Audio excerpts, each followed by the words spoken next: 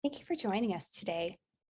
When Lindsay and I were first brainstorming the knowledge mobilization topic to present on at this conference, someone on our team asked us, how has COVID-19 changed the way we mobilize knowledge? Our first reaction was, it hasn't really. We've been sharing content online now for over a decade. But then as we started thinking about their question a little more deeply, we realized we had changed our approach, realizing the sector's need for more immediate practical information now more than ever. Suddenly, the world had shifted. All in-person meetings and events and trainings were now online.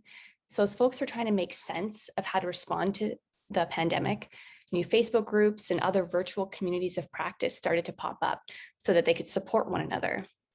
As well, in the early days of the pandemic, we spent a lot of time doing what's called social listening, which is really just paying close attention to the needs of our followers on social media to learn what type of resources, tools, and information the sector was most in need of during this very challenging time.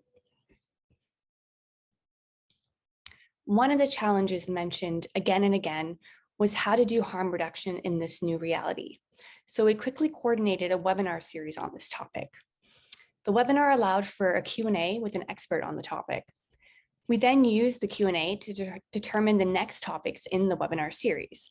We also converted the webinar and the discussion into a blog series. In doing so, we've been able to repurpose content, in this case, the webinar recording, and make it available through various platforms and channels with the goal of reaching the widest audience possible. In addition to doing social listening, we were also directly asking our audience what tools and resources they were most in need of.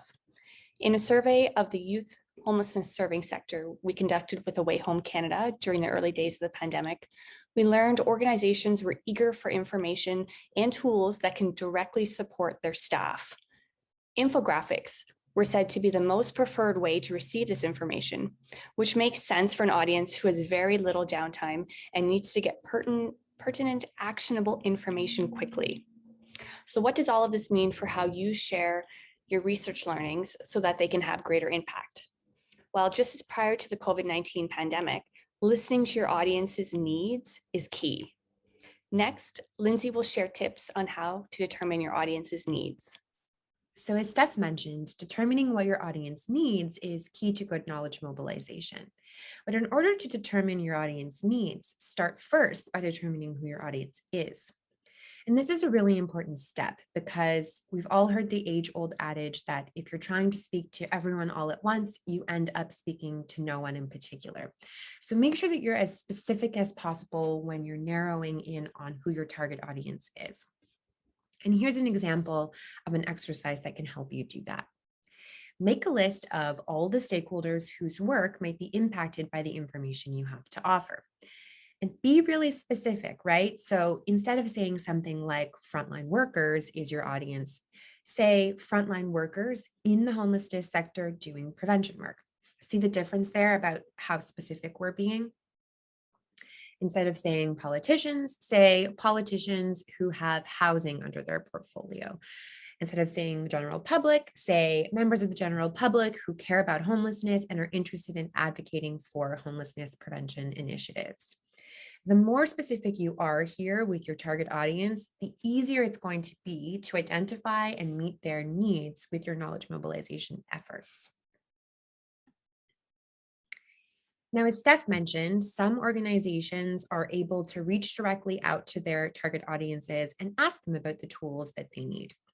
But that's not the case for everyone, and it may not be the case for you. So the second best thing to do is to anticipate what their needs might be by doing a little brainstorming. So here's an exercise that can help with that. Start by thinking about what might be happening in the world of each of your target audiences. What's happening in their sector or the world right now that might impact their work?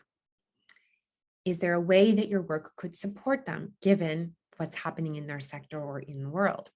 Are they likely to care about the information you have to offer at this point in time? And with all of those questions above, the final question is now the best time for you to share your message with them? So let's use COVID-19 to illustrate this a little bit. Let's say your target audience is frontline workers. If you remember, in the early stages of COVID, their work was completely turned upside down.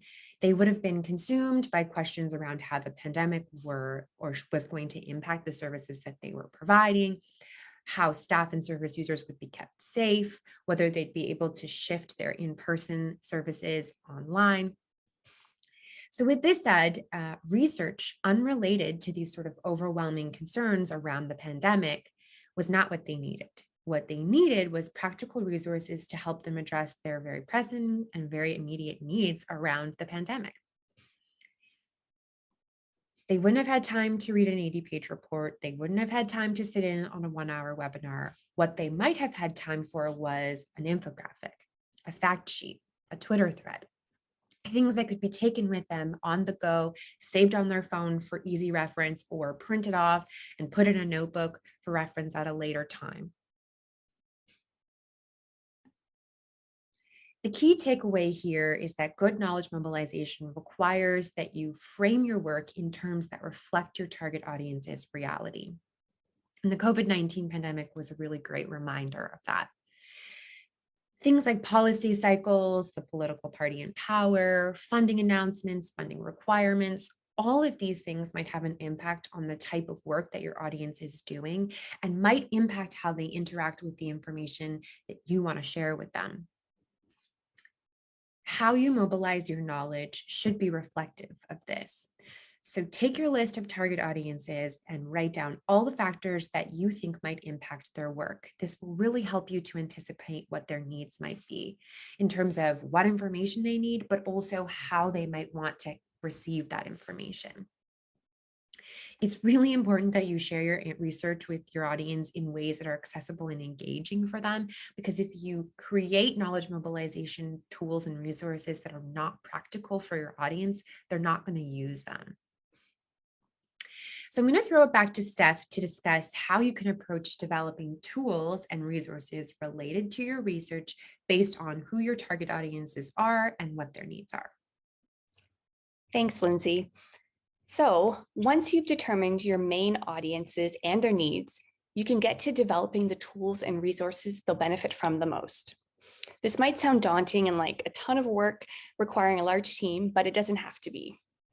Our approach at the COH has been to create several various knowledge mobilization products from a single research product, such as webinars, blogs, and infographics, understanding that our audience uses various channels to access our content. These layers of content, as we call them, allow our audience to dive as shallow or deep into the research as they like. We then make a plan to produce new tools and resources on the topic, often repurposing existing content, as I mentioned earlier, for months to come. What's most important, though, is that all of these layers, social media content, videos, blog posts, they all point back to the original research report. So I'll give you an example of how we did this in practice. Earlier this summer, we released our Housing First for Youth Program Model Guide and Operations Manual. Combined, these documents are hundreds of pages long, but they're jam-packed with case studies and helpful tools and resources. There's no shortage of great information provided to support anyone planning to create and run a Housing First for Youth program, but it's a lot to digest in one sitting. So we've been working on highlighting key content from the report and manual in the form of social media content, short videos, and blog posts, giving each case study a spotlight, as well as blogging responses to the questions we anticipate our audience may have about Housing First for Youth. This approach has allowed us to continue to regularly promote this research nearly 6 months post-launch, and we have enough content to continue this approach well into the new year. Each time, we aim to reach a different segment of our audience, a policymaker new to the concept of Housing First for Youth, or someone already working to implement the program model within their community, but needing additional support to do so. The most important takeaway from all of this is mobilizing knowledge doesn't end on the day your research paper or report is published. Choosing the right channels to reach your target audiences is key. I'll pass it back to Lindsay now to share some tips on what tools you can use to do this work. Thanks, Steph. Good knowledge mobilization also comes down to using the right tools to make the job easier. The right Digital tools can help you not only save time, but also create better knowledge mobilization outputs. And I've come up with a list of tools that are either free or extremely affordable that you can use to help with your own knowledge mobilization efforts. So the first tool I want to talk to you about is the Knowledge Mobilization Planner. And the purpose of this tool is to map out all of the information that you're going to include in whatever knowledge mobilization resource you decide to make based on your audience. So it lays out the information based on audience here, and you plug in all of the information.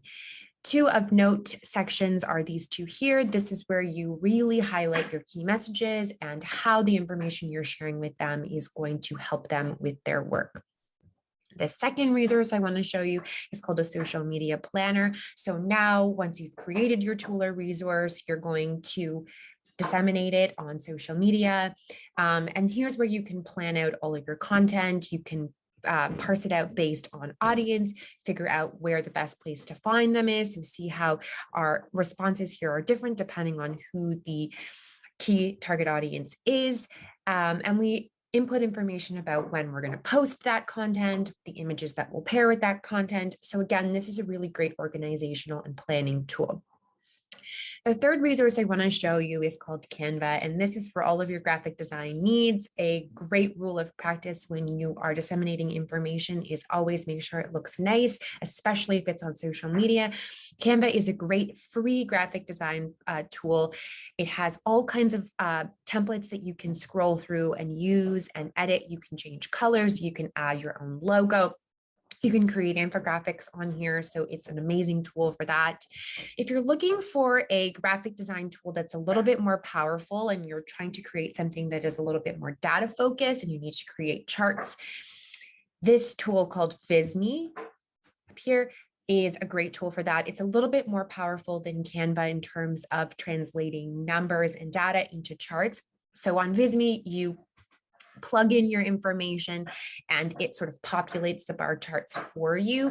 Again, Visme is also a free platform. The last tool I want to show you is called Hootsuite. It's a social media manager, and the purpose of this is if you want to pre-schedule a bulk amount of content ahead of time, that's how you do it. You use a social media manager, so you can choose your platform, you input your text, you can add an image or a video or whatever it may be. You can choose when you want it to be scheduled, and then you schedule it. And the great thing about a tool like Hootsuite is that it allows you to not have to sign into your social media accounts every single day and post manually. You can schedule up to 30 posts in advance and just let them roll out automatically. It's a huge, huge time saver. So let's say that you know that you don't have time to create knowledge mobilization tools and resources on your own. The good news is there are organizations that specialize in providing knowledge mobilization support. Hub Solutions is one of those organizations. Hub Solutions is a social enterprise that runs out of the Canadian Observatory on Homelessness, and they do a lot of work supporting organizations in the housing and homelessness sector with all of their knowledge mobilization needs. So they provide services like report design, policy briefs, webinars, social media packages, blog publishing, website design.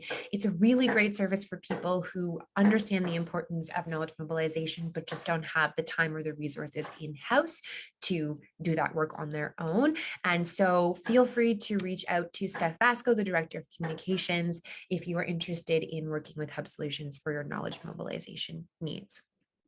Now, to wrap up this presentation, I just want to thank you all for attending. Hopefully, we've shared some tips and resources and processes that will help you with your own knowledge mobilization during the pandemic and in the future.